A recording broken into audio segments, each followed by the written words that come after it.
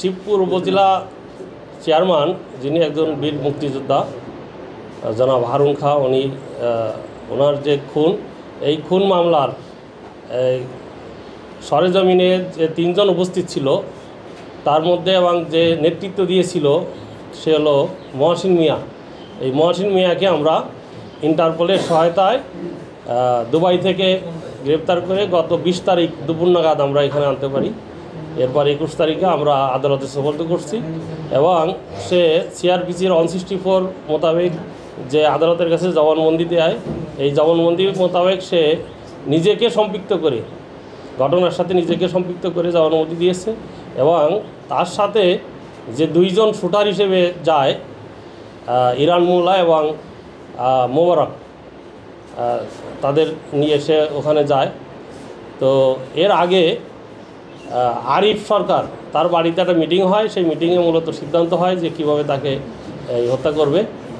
তো আরিফ সরকার মূলত on the way to India যাওয়ার পথে সে সীমান্ত এলাকায় গিয়ে একটা বিদেশি নম্বর দিয়ে এই ভিকটিম হারুন খাঁকে ফোন করে যে মহসিন মিয়া সে 50,000 টাকা নিয়ে যাবে ওই মসজিদের একটা অনুদান হিসেবে। তো সেই কথা মোতাবেক পরের দিন সকালে এই মহসিন এবং তার সাথে আরও যে দুইজন মোবারক এবং ইরান মোল্লা, তারা একটা মোটরসাইকেলে করে ভোর 6টা পরপরই যায়। আনুমানিক 6টা 13 মিনিটে এই ওনার এই ভিকটিমের বাড়ির নিচে থেকে ফোন করে যে আমরা এরকম টাকা নিয়ে আসছি।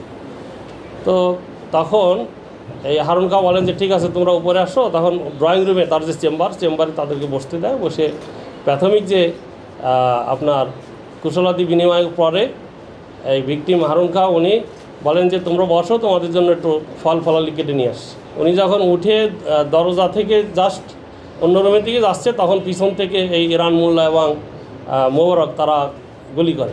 বসুন্ধরা টিস্যু, অশুদ্ধতার বিরুদ্ধে এক বিন্দুও ছাড় নয়।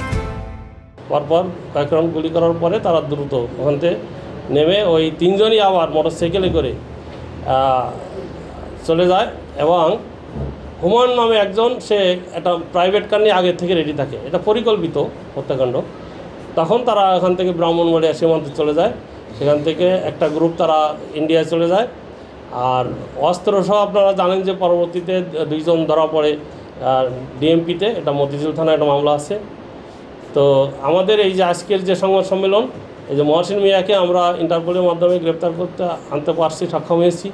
এবং এটা আপনারা জানেন যে ইন্টারপোলের মাধ্যমে বিদেশ থেকে আসামি আনার রীতি আছে, কিন্তু এটা অনেক মানে সময় সাপেক্ষ এবং অনেক দীর্ঘদিনের মানে সাধনার একটা ফসল।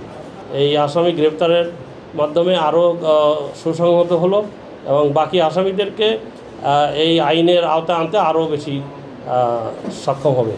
এখন পর্যন্ত আরিফ দেখা যাচ্ছে সে গডফাদারের ভূমিকায়, যে সে এই প্ল্যানটা করছে। ভিকটিমকে ফোন করলো যে আগামীকাল টাকা নিয়ে যাবে, অমুক যাবে। তারা তিনজন গেল, একজন প্রাইভেট কার নিয়ে অপেক্ষায় ছিল। আবার ওই ব্রাহ্মণবাড়িয়া সীমান্তে আরও দুইজন অপেক্ষায় ছিল, তারা অস্ত্র নিয়ে আবার চলে আসলো এই শহরের দিকে। ফলে পুরো একটা প্ল্যান, এই প্ল্যানের এখন পর্যন্ত হেড হলো আরিফ সরকার।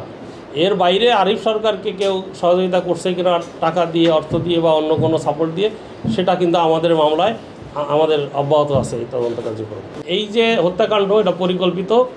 আমরা যতটুকু জেনেছি এর আগে আরও 2বার এই আরিফ সরকার এই জনাব হারুন খাঁকে হত্যা করার চেষ্টা করছে, কিন্তু সে 2বার তারা সফল হতে পারে নাই।